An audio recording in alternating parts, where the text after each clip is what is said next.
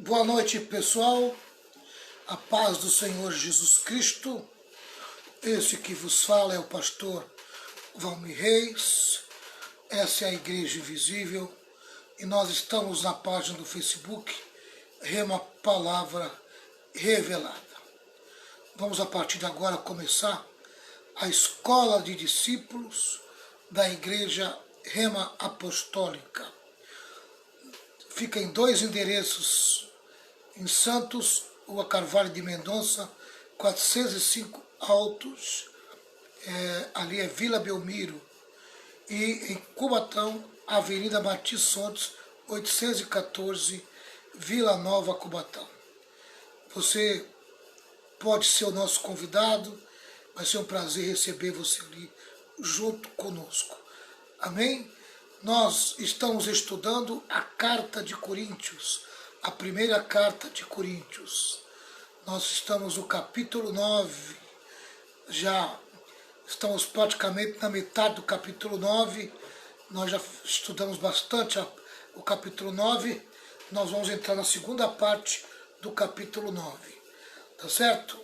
Juntamente comigo aqui está a pastora Renata, ela vai dar uma boa noite para vocês e vai fazer uma oração neste momento. Uma boa noite na paz do Senhor, irmãos. Oremos, né? Senhor meu Deus, queremos te agradecer por mais uma noite, Senhor, de poder estar na tua presença. Que o Senhor possa derramar da tua graça sobre a vida do pastor Valmir, que vai nos trazer o ensino da tua palavra. Verdade. Fala conosco, Senhor, abençoa cada irmão, cada irmã que vai participar desta live, Senhor, derramando a tua graça e a tua sabedoria, Senhor. No nome de Jesus, amém. Amém. Amém. Pessoal, a primeira carta de Coríntios, capítulo 9. Primeira carta de Coríntios, capítulo 9, tem como tema a liberdade da graça. A liberdade da graça, tá? E essa carta foi dividida em duas partes, né? Na primeira parte, Paulo defendeu o seu direito de receber suporte financeiro da igreja. Vai do versículo 1 até o versículo 14, tá certo? Tá. E ele mostra, do versículo 1 a 14, 5 argumentos para provar seu direito de receber o sustento financeiro da igreja de Corinto. O primeiro, seu apostolado, vai do versículo 1 até o versículo 6, nós já tratamos desse assunto. O segundo, sua experiência, versículo 7. Terceiro, a lei do Antigo Testamento, vai do 8 até o 12. Amém? E hoje nós vamos entrar no quarto. Nós vamos falar sobre o quarto.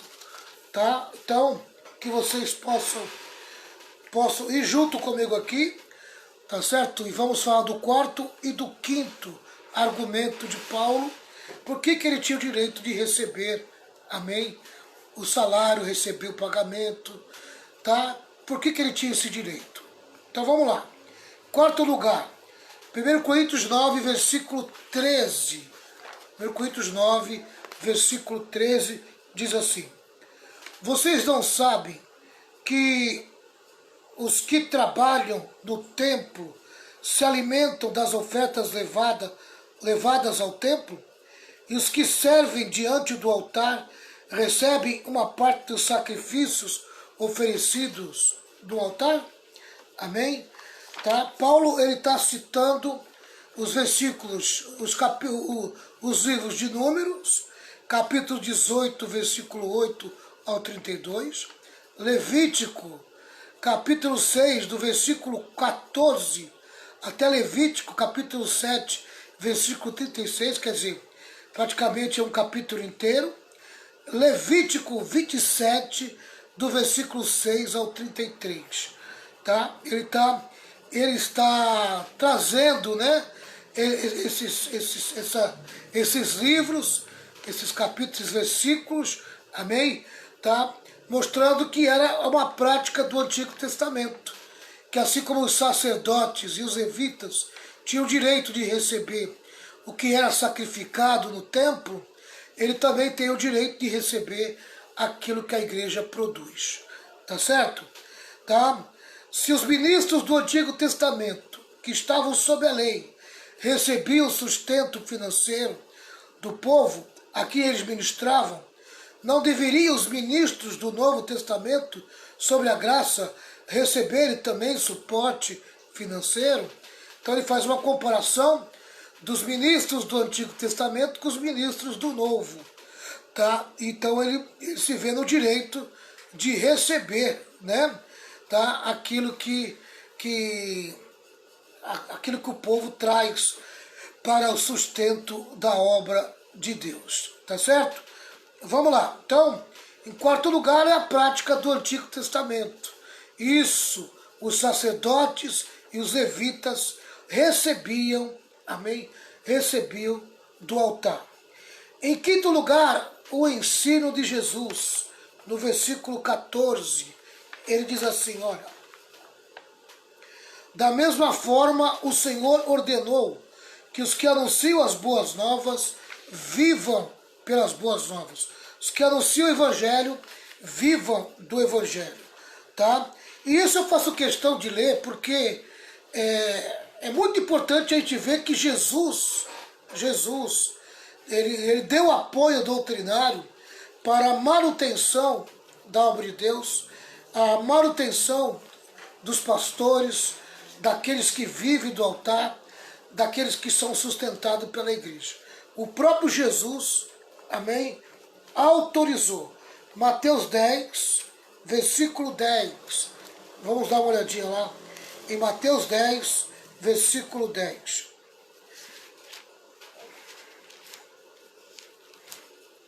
Diz assim, Mateus 10, versículo 10.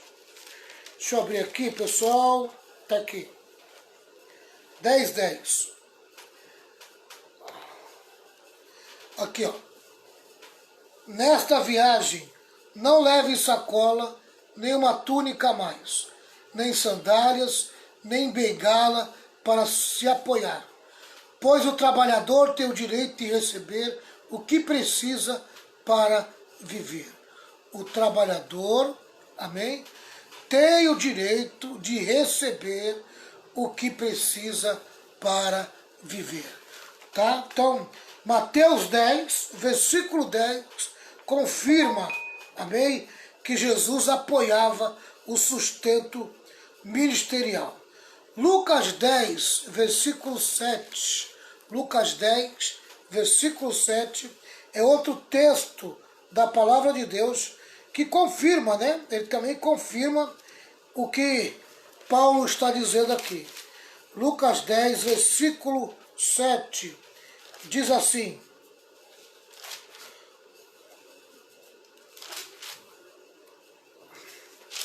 Lucas 10, versículo 7, diz assim: fique na mesma casa e comam e bebam o que lhes oferecerem, pois o trabalhador merece o seu salário. Amém? Não fique mudando de uma casa para outra. Vou repetir. Fique na mesma casa e comam e bebam o que lhes oferecerem, pois o trabalhador merece o seu trabalho, o seu sustento, o seu salário. Isso aqui foi uma ordem de Jesus, né? Amém? Trabalhou na obra de Deus, vai receber pela obra de Deus. Amém, pessoal? Tá? É mais do que justo, né, pastor Renata? É justo. A Bíblia fala que digno é o obreiro do seu salário, né, pastor? Exatamente. Tá certo? Então vamos lá. Vamos para a segunda parte, que vai do versículo 15 até o versículo 27. Tá? Paulo tinha o direito de receber suporte financeiro da igreja, mas sendo um cristão maduro, desistiu de seus direitos. Quais foram os motivos levantados por Paulo que levaram a abrir mão dos seus direitos? Só um detalhe, amém? Ele tinha o direito de receber salário da igreja de Corinto. Afinal de contas, ele trabalhou na igreja de Corinto. Tá?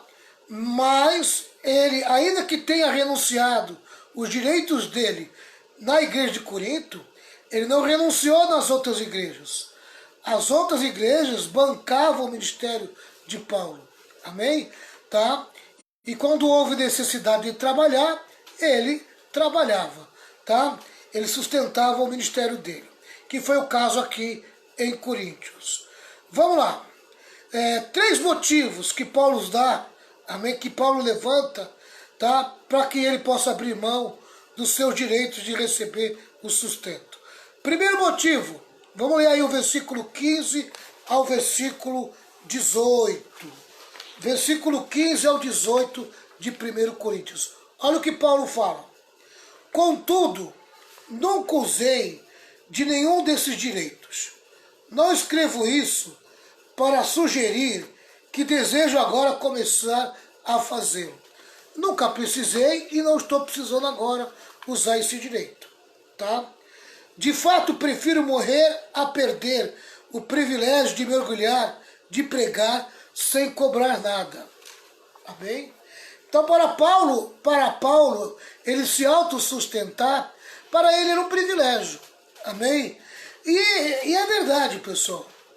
É muito difícil a gente, como pastor, eu tive muita dificuldade de aceitar ser sustentado e mantido pela obra, mantido pela igreja. Porque a minha vida inteira eu trabalhei. Eu trabalhei desde os meus 11 anos de idade. Né? Eu vim para o altar, eu tinha 27 anos, né? Foi logo que eu casei com a pastora Renata. Eu casei e 15 dias eu fui para o altar, né? Fui viver na igreja. Então, praticamente, eu passei a minha vida inteira pregando o evangelho e trabalhando por minha conta. Eu me autossustentava, tá? Até que eu fui chamado, né? O pastor me chamou para viver 24 horas para a obra, e aí fiquei impossibilitado de trabalhar paralelamente, né? Fiquei impossibilitado. Não é uma coisa fácil você dividir, amém, o teu tempo em ser pastor de uma igreja e ter o seu trabalho paralelo. Não é fácil, amém? Tá? Tanto é que Deus deu essa garantia de que nós podíamos viver do altar se nós trabalhássemos pela obra de Deus. Né? Então ele colocou isso como uma doutrina na igreja. Os que vivem do evangelho, que comam do evangelho. Tá? Mas na minha cabeça foi muito difícil eu aceitar isso. Mas por amor a Jesus e por amor à obra de Deus, eu deixei o meu emprego, que não era um mau emprego, era um emprego razoável, e fui viver do altar. Amém? A princípio, foi uma experiência muito amarga, tá? Uma experiência muito amarga. Por isso eu sugiro que, se você um dia for viver do altar, for convidado para viver do altar, amém? Veja lá com quem você se aliança.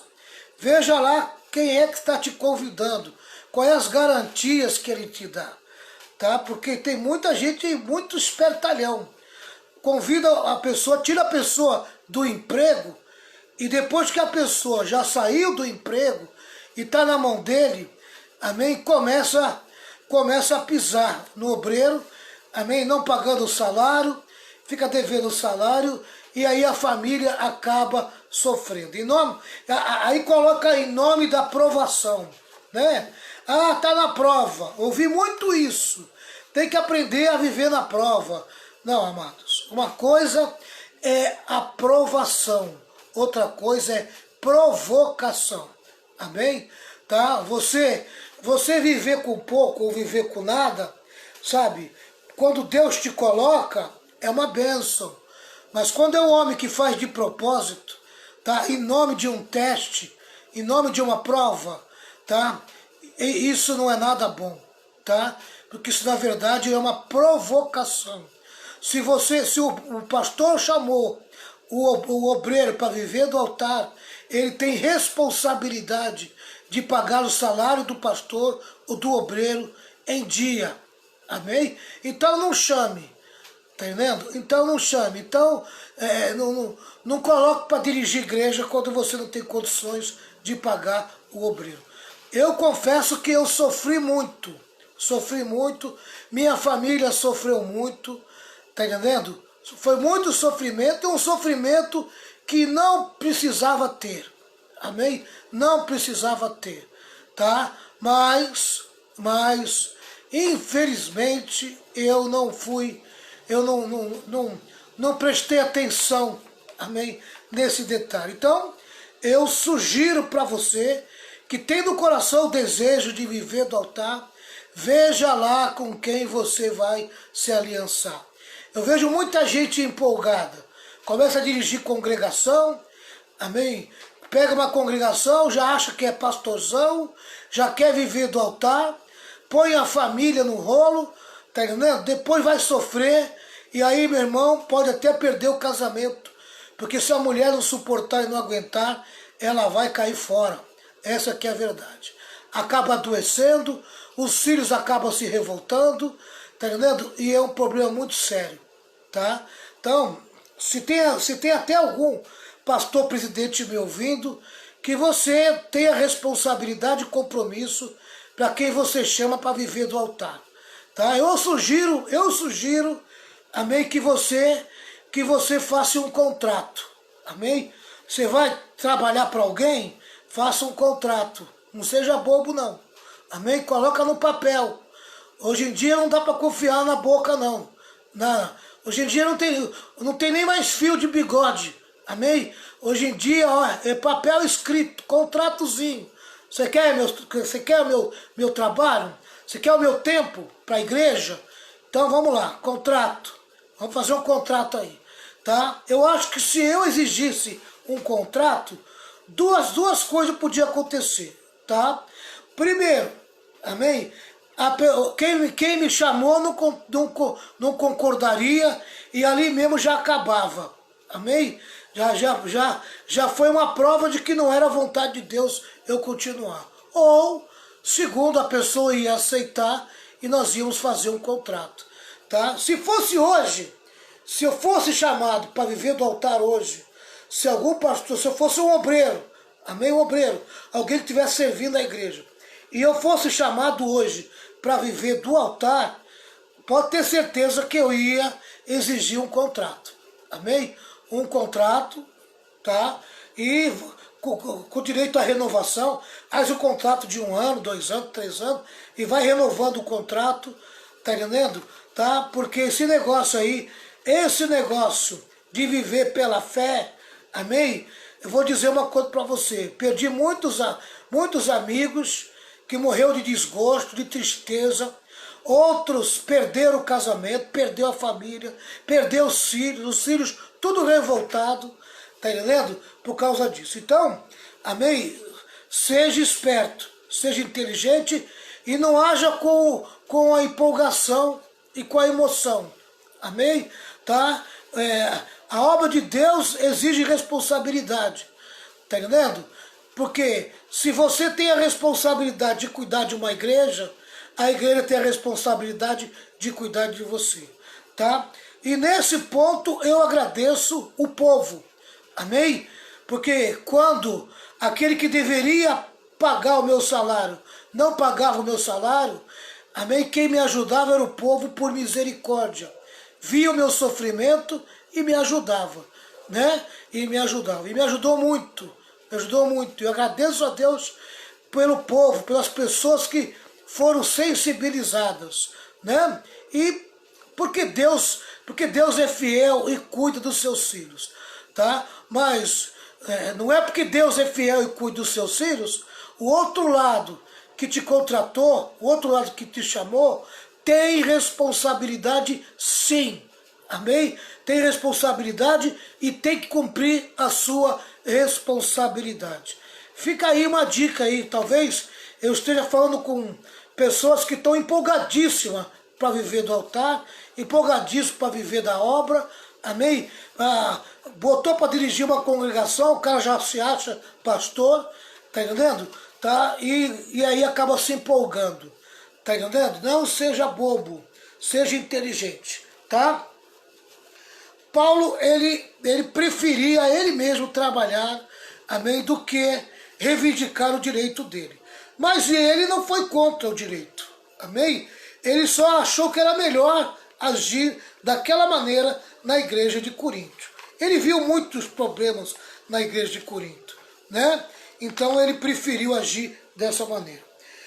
Versículo 16 diz assim: no entanto, não posso mergulhar de anunciar as boas novas, pois sou impelido por Deus a fazê-lo.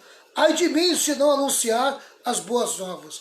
É uma obrigação minha pregar o evangelho. Amém? Pregar o evangelho é obrigação de todo crente. Todo crente tem que pregar o evangelho. E Paulo, como um bom crente, um fiel seguidor de Jesus, ele sabia que ele tinha essa responsabilidade. Amém? Ele não dependia do sustento financeiro para fazer a obra de Deus. Ele não dependia de dinheiro para fazer a obra de Deus. Ele fazia porque ele sentia no seu coração o compromisso e a responsabilidade com a pregação do Evangelho. Versículo 17 diz assim: se eu fizesse por minha própria iniciativa, mereceria pagamento, mas não tenho escolha, pois Deus me confiou essa responsabilidade. E aí é que entra, amém, a fé. Aleluia. A fé entra aqui, é quando você tem certeza que Deus te chamou. Amém? Tá? Se Deus te chamou, se Deus confiou em você, amém, essa chamada de pregar o Evangelho, e Ele está chamando você para viver do altar, então Ele se responsabiliza com a tua vida. Amém? Ele se responsabiliza. Está entendendo? Tá? Deus tem compromisso com aqueles que realmente Ele chama. Tá? E vou dizer uma coisa, amado. Vou dizer uma coisa para você. Você tem uma chamada para viver do altar? Tem uma chamada para viver 24 horas a serviço da igreja? Essa chamada só é confirmada se a tua esposa, amém, receber essa mesma chamada no coração dela. Deus tem que falar tá? com a esposa, senão... Você concorda, pastora Renata? Tem que falar porque senão dá problema, né? Dá problema porque aí ela vai, em vez dela ser bênção, ela vai ser pega de que do peso sem querer. Exatamente. Porque se ela também não... Deus não falou com ela, não é Deus falar em profecia dos outros. Deus tem que testificar no coração dela como Deus testificou no meu, antes de Deus te chamar pastor. Amém? Quer dizer, que ela vai ter que assumir a responsabilidade com você. Tá entendendo? Tá? A questão dos filhos, não. Amém? Da esposa, os filhos não. Os filhos não precisam. Mas a esposa precisa. Precisa ter essa mesma convicção, ela tem que ter. Tá? Essa mesma convicção ela tem que ter. Ela também tem que amar a obra, entendeu? Tem que se dispor, né, pastor? Tem que estar à disposição da obra, junto com o seu esposo, senão vai ter choque. Amém? Vai ter choque. Paulo ele tinha a convicção de que Deus confiou a ele a responsabilidade de pregar o Evangelho. E que Deus era poderoso e capaz de sustentá-lo e bancá-lo. Amém? Tá? Agora, isso é viver pela fé. Tá? Isso é viver pela fé. Tá? Agora, usar esse argumento aqui e o outro lado, amém? Que tem a responsabilidade de pagar o salário do pastor, tá entendendo? Tá? Fugir dela, tá? Isso não, tá entendendo? Isso não. Eu acho que aquilo que foi tratado, o que foi combinado e tratado, tem que ser, amém, feito, tá? Tem que ser feito. A não ser que na hora que chamar, amém, vai chamar para viver do altar, você tem fé para ficar sem receber salário 1 ou 2 meses ou 3 meses? Tem fé para isso? Você acredita que Deus pode te bancar, pode te sustentar? Aí o obreiro vai colocar a sua fé em ação, amém, se realmente tem uma chamada. Amém? Então ele vai acreditar que Deus vai se responsabilizar pela manutenção da sua. Tá entendendo? Aí é um acordo, né? Aí é um acordo, tá? O problema é que muita gente na ânsia, amém, ele acha que ele tem suporte para aguentar E quando ele vai entrar mesmo no buraco, ele acaba se atolando, porque ele não tem esse suporte todo, tá? E aí a mulher reclama, os filhos reclamam, ele começa a murmurar, tá entendendo? E aí acaba causando um problema muito sério, tá entendendo? Tá? Versículo 18. Qual é, então, minha recompensa? Tá? Qual é a recompensa de Paulo? Se ele renuncia ao direito que ele tinha, amém? Qual era a recompensa dele? O que ele ia ganhar em troca? Tá? É a oportunidade de anunciar as boas novas sem cobrar nada de ninguém, de modo a não desfrutar os direitos que tenho por anunciar as boas novas. Amém? Aleluia. Ele iria cumprir a palavra, né? De graça recebeste, de graça dai, né? Então a recompensa dele seria a oportunidade de anunciar as boas novas sem cobrar nada de ninguém, tá? De modo a não desfrutar os direitos que tenho por anunciar as boas novas, tá? Quer dizer, ele não iria precisar desfrutar desse direito, amém? Para ele seria motivo de alegria ele está pregando o evangelho sem cobrar nada de ninguém, amém? Tá? Então para ele isso era uma oportunidade, para ele era algo que ele fazia com muito gosto, com muita alegria, com muito prazer, tá certo? Tá? Então isso aí é o versículo 18, né? Ele pregava o evangelho por amor a ele, por amor ao evangelho. Tá? Ele fazia por vontade própria, de livre e espontânea vontade. Eu me converti com 21 anos. E dos 21 até os 27, eu vivi assim. Amém?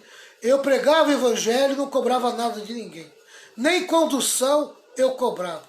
Eu bancava tudo do meu trabalho, do meu salário, do meu sustento. Foi um período de muita alegria e de muito prazer, né? Muita alegria e de muito prazer. Agora, em compensação, eu tive um pai que foi 60 anos crente da Igreja Batista, né? Ele era crente da Igreja Batista e ele serviu a Deus durante 60 anos. Tá? E ele disse isso para mim muitas vezes, né? Que ele bancava a obra missionária, ele dava o dízimo e ainda dava a oferta missionária, porque ele dizia que ele não podia viver do altar e ele não podia pregar o evangelho em outros lugares. Mas que ele sabia que um dos seus filhos um dia, amém, ia precisar, porque iria viver do altar. Amém? E eu fui esse filho que o meu pai bancou durante a vida dele inteira. Ele dizia que ele fez uma caderneta de poupança no céu. Toda oferta missionária um dia iria bancar e sustentar o trabalho missionário de um dos filhos dele. Amém? Aleluia. E eu gosto desse privilégio. Amém? Porque o meu pai, ele foi alguém que manteve a obra de Deus com o seu dízimo e manteve a obra missionária com as suas ofertas. E com esse pensamento de que um dia um dos seus filhos iria viver da obra. Tá certo? Tá. Então nós vemos aqui o primeiro motivo levantado por Paulo que o levou a abrir mão do seu direito. Primeiro motivo, o amor ao evangelho. Paulo amava o evangelho acima de todas as coisas. Para ele era um privilégio pregar o evangelho sem cobrar nada. Agora, do versículo 19 ao 23, ele vai dizer que é por amor aos pecadores. Amém? Vamos lá. Vamos conferir aqui o versículo 19 de 1 Coríntios, capítulo 9. Embora eu seja um homem livre, fiz-me escravo de todos para levar muitos a Cristo. Amém? Tá? Quer dizer, ele era capaz de, que mesmo sendo alguém liberto, ele se escravizava, quer dizer, ele se tornava escravo das pessoas que ele tinha como alvo pregar o Evangelho. Acho muito interessante isso aqui, ó. Embora eu seja um homem livre, ele sabia que ele era um homem livre. Jesus havia libertado ele, tá? Mas ele se tornava alguém preso, alguém escravo. Amém? De quem? De todos aqueles que ele teria oportunidade de pregar o Evangelho e levar alguns a Cristo. Amém? Então, mesmo ele sendo livre, ele se sentia um escravo. Por quê? Porque ele amava o pecador. Então, ele pregava o Evangelho para o pecador, amém? Na esperança de que alguns fossem salvos, tá? Então, ele simplesmente, o segundo motivo que ele levantou, porque ele abriu mão do seu direito de ganhar salário, foi porque ele amava os pecadores. Versículo 20. Quando estive com os judeus, vivi como judeus para levá-los a Cristo. Amém? Quando estive com os que seguem a lei judaica, vivi debaixo dessa lei, embora não esteja sujeito à lei. Agi desse modo para levar a Cristo aqueles que estão debaixo da lei. Amém? Quando estou com os que não seguem a lei judaica, também vivo de modo independente da lei, para levá-los a Cristo. Não ignoro, porém, a lei de Deus, pois obedeço à lei de Cristo. Quer dizer, eu não me deixava levar pelo pecado, amém? Mas eu abria mão de certos costumes, tá? Para me identificar com os pecadores, para poder levá-los a Cristo. Às vezes você precisa se identificar com o pecador. Às vezes você precisa usar uma linguagem, você precisa usar um meio, um modo, amém? Que o pecador se identifique com você. Se identifique com o tipo de mensagem que você está pregando. Está entendendo? Tá? Às vezes você quer passar uma imagem de santo e você pensa que você vai... Amém? Sabe por quê? Porque as pessoas olham o que está diante dos olhos. Amém? Deus olha para o coração, mas as pessoas olham para o que está diante dos olhos. Então, se você quer ganhar alguém para Jesus, se você ama o pecador e quer levar alguém para Jesus, uma das coisas que você precisa entender é que você precisa respeitar o que eles pensam primeiro. Amém? Respeitar a religião deles, respeitar a forma deles se vestir, a cultura deles. Amém? Tá? Procurar fazer que eles se identifiquem com você, como alguém que está pronto a renunciar a qualquer coisa para levá-los a Cristo. Amém? O pecador, ele gosta de se sentir amado e querido. Tá? E tem gente que acha que vai ganhar alguém para Jesus agindo com muita santidade em cima dele. Em vez de ganhar, você vai espantar. Você vai manter o pecador bem longe de você. Tá entendendo? Tá? Então você, sem dar liberdade para o pecado, sem dar liberdade para a carne, amém? Mas de uma forma sábia, de uma forma inteligente, se identificar com o pecador, para ver se você consegue levar algum para Jesus, né? Tá? Versículo 22. Quando estou com os fracos, também me torno fraco, pois quero levar os fracos a Cristo. Sim, tento encontrar algum ponto em comum com todos, fazendo todo o possível para salvar alguns. Olha que palavra interessante, eu vou até grifar aqui, ó. Amém? Versículo 22. Ó. Tento encontrar algum ponto em comum com todos. Amém?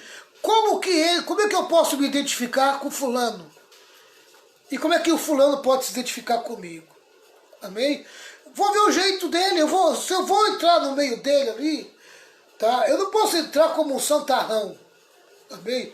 Olha, eu sou crente e você é pecador, você vai para o inferno. Não, amém? Você tem que entrar ali, sabe, de uma forma muito natural, procurando se identificar com ele, né? Olha que coisa que Paulo falou aqui, ó. Tento encontrar algum ponto em comum com todos, tá? Com todos. Amém? Aleluia. Que ponto em comum que você tem com o teu chefe? Quer ver? Um ponto em comum, amém? Tá? Você gosta do Corinthians, ele gosta do Santos, ele se identifica com o futebol. Olha, amado, conversa de futebol com ele, amém? Sabe? Conversa de futebol com ele, entra na questão do futebol, olha, porque o Corinthians perdeu ontem, pô, teu time ganhou e tal. Ele vai se sentir bem conversando com você, tá entendendo? Tá? Olha, questão de família, ele gosta do assunto de família, ele conversa muito a respeito de família. Então você precisa, sabe, captar o ponto em comum que você tem com essa pessoa que você quer ganhá-la para Jesus. Amém? O que você tem em comum com ele? Comer churrasco? Vai comer churrasco com ele. Amém? Né? Comer bolo? Você gosta de comer bolo que minha pastora Renata? Então vai lá, procura o comedor de bolo lá e come bolo com ele. Amém? Ah, mas eu estou de regime. Você não quer ganhar ele para Jesus? Não tem regime nessa hora não. Amém? Tá? Quer dizer, sempre tem um ponto em comum que você vai acabar se identificando, né? Tá? Eu achei muito interessante o que Paulo falou aqui. Fazendo todo o possível para salvar alguns. Amém? Fazendo todo o possível para salvar alguns. O que depender de mim, de você, amém? Você tem que fazer o possível para levar essa pessoa a Jesus. Tá? Não é garantia de salvação, tá? Mas você fazendo a tua parte, pode ter certeza que uma hora o peixe cai na tua rede, cai na tua isca, tá certo? Versículo 23.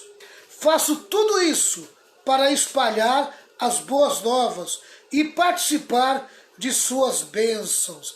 Ele sabia, Paulo sabia, amém, que a pregação do Evangelho atraía para a vida dele muitas bênçãos, amém? Tornava ele participante das bênçãos de Deus. Quem prega o Evangelho, amém? Quem fala de Jesus, sente Jesus muito mais próximo, sabe? As bênçãos de Deus estão à disposição de todo aquele que ama pregar o Evangelho, amém? Ame o Evangelho.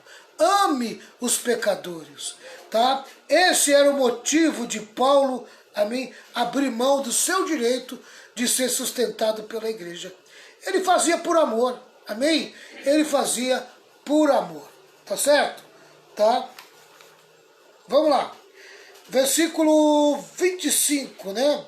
24. Vamos do 24 ao 27. 24 ao 27, para encerrar o capítulo 9 de 1 Coríntios. Amém? Vamos lá, 24 a 27.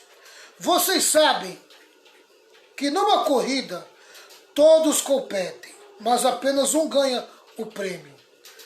Portanto, corram para vencer. O atleta precisa ser disciplinado sobre todos os aspectos. Ele se esforça para ganhar um prêmio perecível. Nós, porém, o fazemos para ganhar um prêmio eterno. Por isso não corro sem objetivo, nem luto como quem dá golpes no ar. Disciplino meu corpo como um atleta, treinando para fazer o que deve, de modo que, depois de ter pregado a outros, eu mesmo não seja desqualificado. Amém? Tá? Então, esse o último tópico, né? Por que ele pregava o Evangelho? Por amor, né? Paulo recusou o suporte financeiro da igreja por amor a si mesmo, tá? Por que Paulo usa essa figura? Agora eu vou ler aqui um comentário. A cidade de Corinto era uma das cidades mais importantes do mundo antigo na área dos esportes. Afora os Jogos Olímpicos de Atenas, os Jogos Istmicos eram os mais importantes do planeta naquela época. Paulo usa agora a figura do atleta. Ele se compara a um corredor e a um lutador. Amém? Tá? Tanto o corredor como o lutador, eles querem o prêmio, né? Eles querem o prêmio. Vamos lá. Paulo diz que o alvo do atleta a vencer. O ministro é um atleta cujo alvo é vencer. Tá? Paulo ensina 4 lições práticas. Primeiro, a vida cristã é um campo de batalha e não uma colônia de férias. Amém? A vida cristã é um campo de batalha e não uma colônia de férias. O problema é que muita gente vai para a igreja querendo resolver os seus problemas, amém? Só que, para resolver os seus problemas, elas vão ter que entender a fonte da criação dos problemas, tá? Muitos dos nossos problemas que nós criamos, tá entendendo? Tá? Infelizmente, nós criamos os problemas, mas o diabo tirou proveito deles.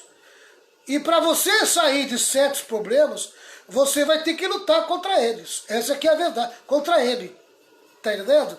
Tá? Então, aprenda que a vida cristã é um campo de batalha e não uma colônia de férias.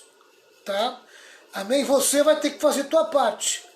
Você vai ter que fazer tua parte. Você quer ganhar o prêmio, vai ter que correr. E para você correr, tu tem que ser bem treinado e bem disciplinado. Tá? É uma luta reída e sem trégua. Você entra nessa luta como um boxeador, como alguém que vai travar uma batalha de vida ou morte.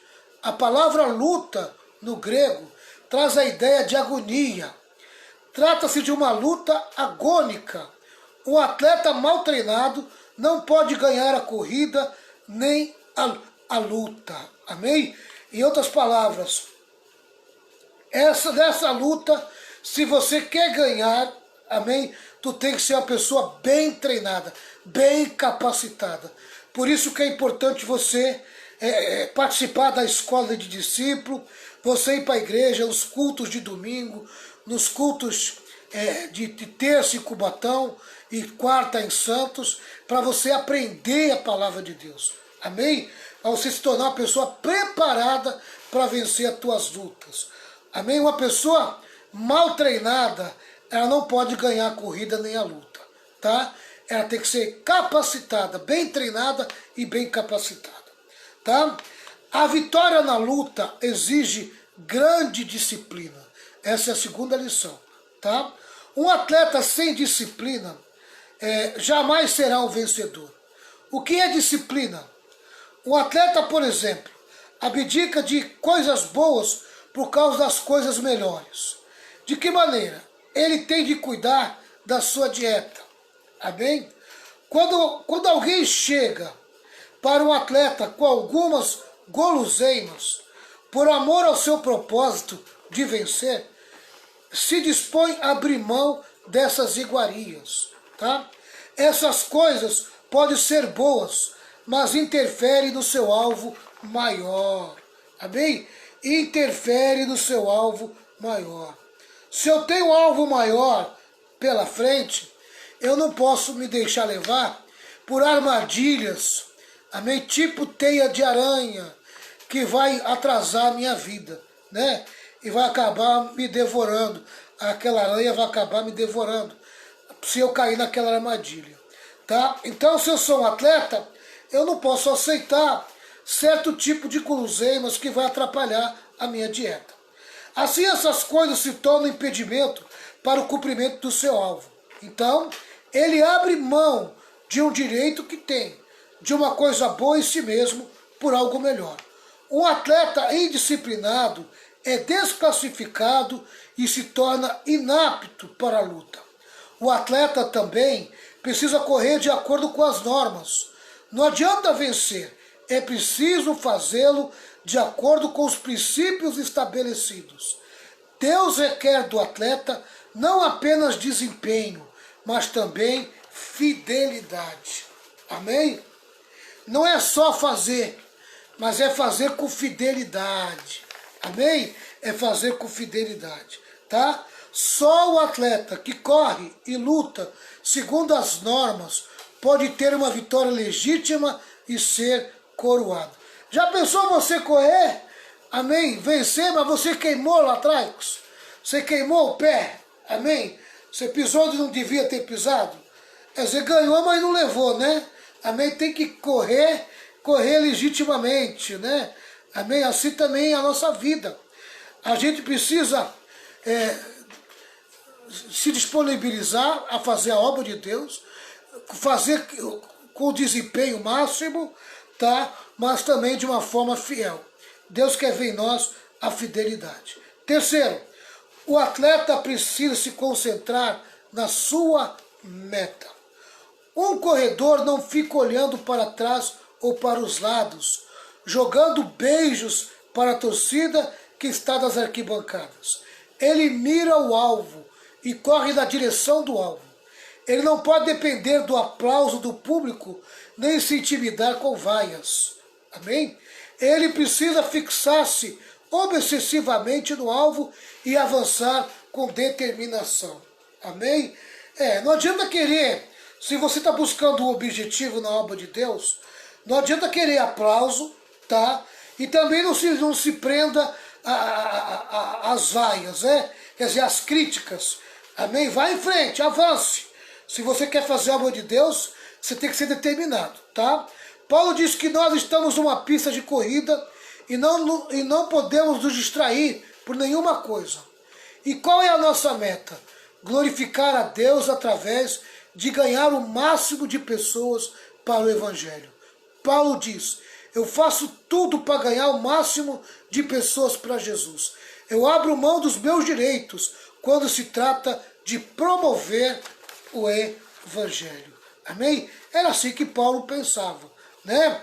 Então, ele entendia que a vida cristã era um campo de batalha, não uma colônia de férias.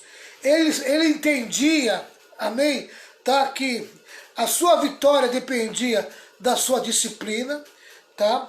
Ele entendia que para que ele pudesse vencer, ele precisava se concentrar na sua meta, no seu objetivo, e a sua meta e o seu objetivo era ganhar o máximo de pessoas, amém, para o reino de Deus. Só podemos ganhar outros se dominarmos a nós mesmos, né? O versículo 27 diz assim, ó. O versículo 27. Disciplino o meu corpo como um atleta, treinando-o para fazer o que deve, de modo que, depois de ter pregado a outros, eu mesmo não seja desqualificado. Às vezes, a pessoa está ganhando uma alma para Jesus. Amém? Ao mesmo tempo que ele ganha uma alma, ele perde. Por quê? Porque o seu mau testemunho espanta aquela alma que ele ganhou. Amém? Então, cuide do teu testemunho, cuide da tua vida pessoal. Amém? Para quando você levar a pessoa para Jesus, você não acaba sendo reprovado por essa pessoa, né? Assim também é com Deus. Procura fazer tudo certo, amém? Não queima, tá? Não queima na largada, não queima no meio, amém? Anda em frente sem queimar, tá? Procura manter o ritmo de uma forma disciplinada, tá certo? Aprenda a se autodominar, se autocontrolar. Paulo diz, mas esburro o meu corpo, disciplino o meu corpo. Paulo tratava o seu corpo com severidade para não ser desqualificado. Paulo não está falando de perder a salvação, mas de perder o prêmio. Está falando na possibilidade de se chegar ao final da corrida e não agradar ao seu Senhor. Agora, se um atleta treina e corre à exaustão para receber uma medalha perecível, quanto mais nós deveríamos exercitar a disciplina para recebermos a coroa incorruptível, para alcançarmos o alvo de glorificar a Deus, levando aos pés de Jesus o maior número de pessoas, vale a pena todo esforço e disciplina. Precisamos sacrificar ganhos imediatos por recompensas eternas, prazeres imediatos por alegrias eternas. Eu vou repetir essa frase porque eu achei ela muito interessante. Precisamos sacrificar ganhos imediatos, amém? Por recompensas eternas. Amado,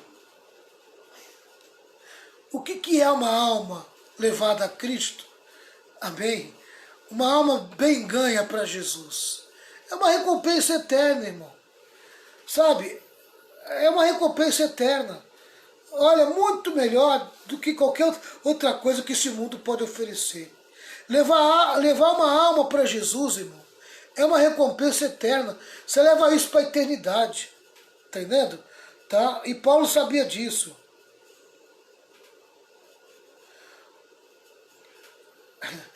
É uma alegria, é um prazer, é uma alegria eterna, é um prazer eterno, né? Tá? Enfim, o apóstolo Paulo diz o seguinte: meus irmãos, eu estou abrindo mão dos meus direitos por amor a mim mesmo. Eu não quero ser desqualificado.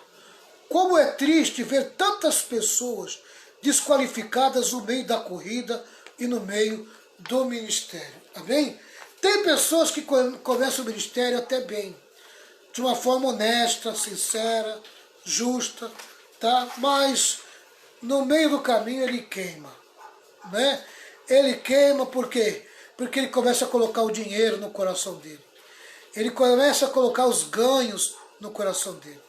E ele começa a colocar, em vez de pensar na recompensa eterna, ele pensa na recompensa do agora, né? Na recompensa do já. Amém? Tá? E acaba entrando por um caminho que não agrada o cristão. Tá certo? E a última questão aqui é o seguinte: o que é liberdade cristã? A liberdade cristã se manifesta de forma madura quando você tem direitos legítimos, mas por amor aos outros abre mão desses direitos. No dicionário do cristão, o outro vem na frente do eu. Vou repetir. No dicionário do cristão, o outro vem na frente do eu. Na ética cristã, o amor prevalece sobre o próprio conhecimento. Paulo ensina e Paulo demonstra com a própria vida. Amém? Deus abençoe a vida de vocês. Que vocês possam ter entendido, tá? Amém? Paulo tinha direito a receber salário, tinha direito de ser sustentado pela igreja de Coríntio. Mas ele renunciou esses direitos. Renunciou. Amém? Ele abriu mão desses direitos. Tá? E por que ele abriu mão desses direitos? Tá? Ele abriu mão por 3 motivos. Primeiro motivo que ele abriu mão. Deixa eu ver aqui. Tá? Primeiro motivo que ele abriu mão. Tá?